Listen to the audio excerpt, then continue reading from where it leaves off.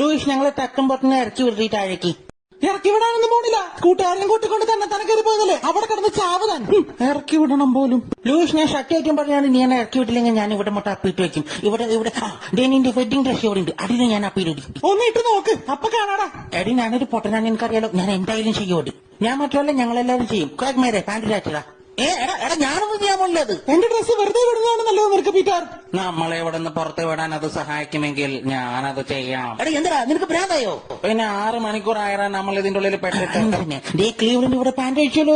ഇതിപ്പോ സംഭവിക്കും, നിനക്ക് തുറക്കുന്നതാണ് നല്ലത്. ലൂയിസ് ഒരു തമാശ പറയല്ല, ഒന്ന് വാതിൽ തുറക്ക്. കർത്താവേ എനിക്ക് ബോഡിയെ കാണണം. പീറ്റർ നിന്റെ വളച്ചിൽ നീ കയ്യിൽ നിൽക്കട്ടെ. വെറുതെ തമാശ പറഞ്ഞ് നിന്നെ പറ്റിക്കണ്ട. മുമ്പ് അവിടെ വെച്ച് പറ്റിച്ച പോലെ കേട്ടാ. അതിലൊന്നും ഞാൻ ഇനി വീഴാനും പോണില്ല. എന്റെ ദൈവമേ, എനിക്ക് ഛർദ്ദിക്കാൻ വരുന്നത്. നല്ലത് ആ ഡ്രസ്സിൽ ഛർദ്ദിക്കടാ, ആ ഡ്രസ്സിൽ ഛർദ്ദിക്കിനി. ഓ നാശം.